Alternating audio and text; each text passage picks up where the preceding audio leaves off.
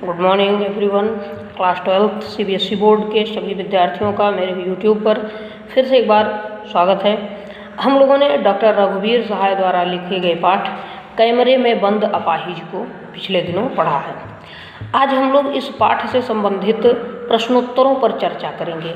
सबसे पहले एक बार मैं पिछला पाठ आपको याद दिला दूं। इसमें बताया गया है कि जो एक टीवी रिपोर्टर एक दुखी व्यक्ति को, एक अपाहिज व्यक्ति को, लंगड़े व्यक्ति को लाकर कैमरे के सामने किस तरह से और भी ज़्यादा दुखी करता है, इस पर चर्चा की गई है। ध्यान दीजिए, होता क्या है कि कैमरे वाला एक कैमरामैन किनारे खड़ा है जो रिकॉर्डिंग बना रहा है। रिपोर्टर साहब सामने बैठे हुए हैं, एक अपाहिज को लाए हैं, उससे तरह तरह के प्रश्न कर रहे हैं। आप अपाहिज कैसे हैं? आपको अपाहिज होकर कैसा लगता है? कैसा दुख है आपके मन में? अगर आप अपाहिज न होते तो आप क्या करते? मान लीजिए आपकी अपाहिज जो स्थिति है ये दूर हो जाए, तब आप क्या अनुभव करेंगे? अगर आपको दौड़ने को मिले तो क्या अनुभव करेंगे? आप किसी को दौड़ता देखते हैं तो क्या अनुभव? ऐसे मतलब इस तरह के सवाल उससे पूछते हैं कि वो बेचारा और ज़्यादा दुखी हो जाता है।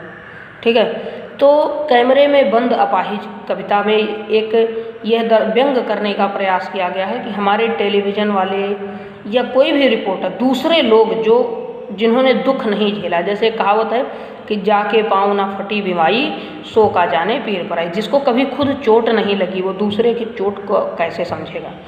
जिसे कभी खुद दुख नहीं हुआ वो दूसरे को क्या समझे? जो कभी भूखा नहीं रहा किसी दिन वो दूसरे की भूख को क्या समझेगा? वो तो यही कहेगा ना, अरे हमको ना भूखा रहना, हम 10 दिन रह लेंगे, क्योंकि रोज़ खाना खाता है। भूखे का असर तो भूखा ही समझेगा कि भूख से क्या समस्या होती है।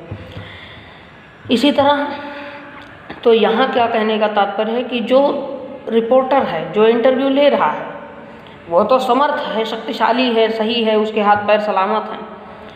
खुद शक्तिशाली होकर वो एक निःशक्त व्यक्ति का, एक दुखी, एक अपाहिज व्यक्ति का वो और अधिक समझ लीजिए कि दुख बांटने की जगह उसका मजाक सा उड़ा रहा है, उससे उसके दुख की गहराइयाँ जानने का प्रयास करता है। और इस कारण से जब उससे ऐसे ऐसे प्रश्न होते हैं तो वही अपाहिज व्यक्ति और ज़्यादा दुखी हो जाता है। जिसे कभी आप देखिए, एक लंगड़ा व्यक्ति दिन भर अपना काम करेगा, कभी दुखी नहीं होगा, लेकिन उसी लंगड़े को जब सामने वाला लंगड़ा कहेगा तब वो दुखी होता है।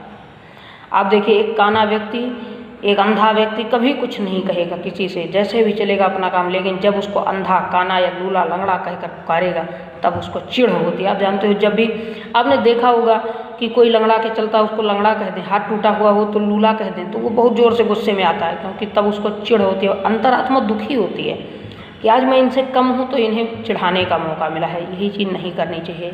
कोई नहीं जानता कि कब किसके साथ क्या हो जाए। एक छोटी सी मैं कहानी आपको इसी वीडियो के माध्यम से ही बता देता हूँ। अपने इसी बस्ती शहर में रेलवे स्टेशन पर मैंने सुना है कि आज से लगभग 30 साल पहले एक सिपाही थे रेलवे में, जिन्होंने रूम लेकर रहते थे। तो आप जानते हो बस्ती में बंदर बहुत ज़्यादा हैं।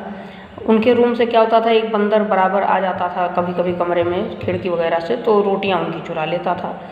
एक दिन उन्होंने गुस्से में आए, लौट कर देखा बंदर कमरे के अंदर ही था। उन्होंने हाथ में बंदूक थी, बंदर को सीधे गोली मार दी। उन्होंने बंदर को गोली मारी, उसका एक पैर जो था वो एक तरफ का बेकार हो गया। ऐसे कहा जाता बंदर को नहीं मारना चाहिए, हमारे यहाँ तो भाई बंदरों को हनुमान जी का रूप मानकर पूजा भी कर लेते हैं। उन्होंने मार दिया। और आपको बताऊं, उसी दिन या दूसरे दिन की बात है, वो कहीं गाड़ी से या कहीं जा रहे थे, वो गिरे और एक्सीडेंट हुआ उनका एक पैर ही कट गया पूरा। आप सोचो परिस्थिति किसकी क्या हो सकती है, कब किसके साथ क्या हो जाए। उन्होंने मारा बंदर को। कभी किसी को दुखी नहीं करना चाहिए।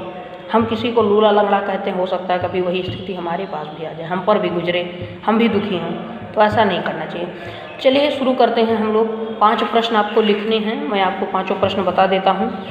पहली चीज़, कविता में कुछ पंक्तियाँ कोष्ठक में लिखी गई हैं, ठीक है, इनका अर्थ क्या है, इनका क्या औचित्य है, कि मतलब ये कहाँ तक उचित है। तो देखिए, मैं 3 जो पंक्तियाँ हैं, पहला है कैमरा दिखाओ इसे बड़ा बड़ा, ठीक है। इसका तात्पर्य कि जब उस अपाहिज व्यक्ति से कुछ पूछते हैं और वो अपनी आंखें झुका लेता है या आंखें मलता है या दुख को व्यक्त करता है, बताता है, तो कैमरा दिखाओ बड़ा बड़ा, मतलब कैमरे को जूम करके उस अपाहिज की आँखों को, उसके पैर को या उसके लूले लंगड़े भाग को दिखा करके अपनी जो टेलीविज़न वाले टीआरपी बनाते हैं वो चीज़ कही गई है कि देखिए ये कैसे दुख व्यक्त कर रहा है। उसने कहीं ऐसे आंसू पोंछे तो उसकी आंखों तक को जूम कर देंगे, देखिए आंसू आ गए आंखों में, आंखें छलक आई, तो कैमरा दिखाओ बड़ा बड़ा का, यही है।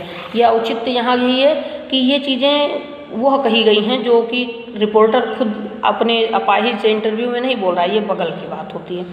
दूसरा है, यानी हम खुद इशारे से बताएंगे कि क्या ऐसा, यानी कि जब वो कभी से हम मतलब अपाहिज से पूछते हैं रिपोर्टर कि आपको क्या दुख है, तकलीफ़ होती है, तो वो कुछ नहीं बता पाता तो हम खुद ही बताते हैं क्या कभी ऐसे मरोड़ होती है या दर्द होता है, इस तरह तमाम इशारे उसको करते हैं कि ऐसा ऐसा तकलीफ़ आपको क्या कभी हुई है, ऐसी चीज़ें। इसी तरह यह अवसर खो देंगे कि मतलब उससे कुछ पूछेंगे, वो रोने लगेगा, जवाब नहीं दे पाएगा तो हम आगे उससे सवाल नहीं कर पाएंगे, ठीक है। फिर यह प्रश्न नहीं पूछा जाएगा, मतलब वही कोई प्रश्न होता है लेकिन वो देने की अवस्था में, उत्तर देने की अवस्था में अपाहिज नहीं होता, इसलिए उससे प्रश्न नहीं होते। और जब हम कुछ रिपोर्टर कुछ ऐसा प्रश्न उस अपाहिज से पूछ लेता है जिसका जवाब उसको नहीं सूझता या वो जवाब देना नहीं चाहता, तो रिपोर्टर क्या करता है, उसके चेहरे को जूम करके कैमरे पर दिखाता है और कहता है देखिए शायद ये अब आगे का उत्तर देना नहीं चाहते हैं क्योंकि अपाहिज होने की पीड़ा इनके चेहरे पर सीधे सीधे झलक रही है। तो देखिए ये जो कोष्ठक में पंक्तियाँ लिखी गई हैं इनका अपना एक औचित्य है, ये एक साक्षात्कार का मुख्य अंग है।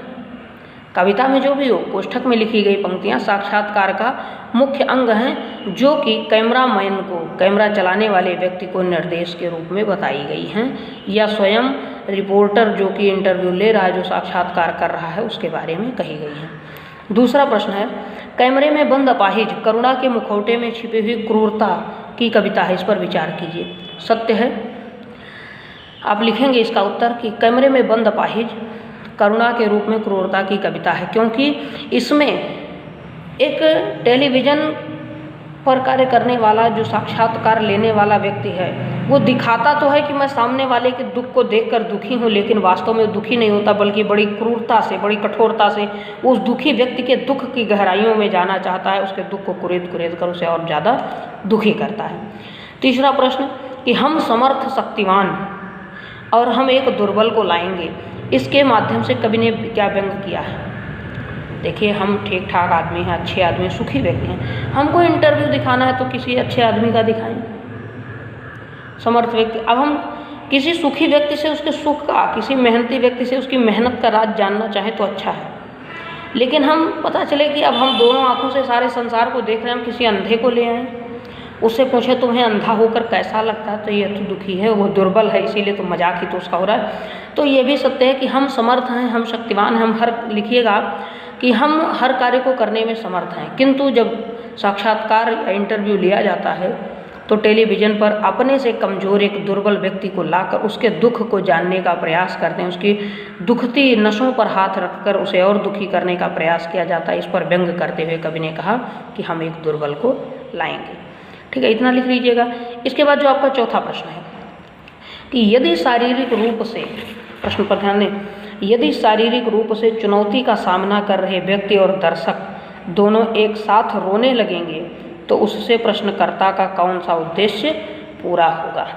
अगर दर्शक, जैसे जिससे प्रश्न पूछा गया वो तो दुखी है, चूंकि वो अपाहिज है, उससे कहा जाए आपको दौड़ नहीं पाते, किसी को दौड़ते देखकर कैसा लगेगा, या मान लो आपको पैर मिल जाए तब, तो दुख से रो पड़ता है। अब जब वो रोने लगा तो उसे देखकर दर्शक भी दुखी हो जाता है कि देखो बेचारा कैसा दुखी है, तो दर्शक भी रो रहा। जब दोनों रोने लगेंगे तब प्रश्नकर्ता, इंटरव्यू लेने वाले का उद्देश्य कैसे पूरा होगा।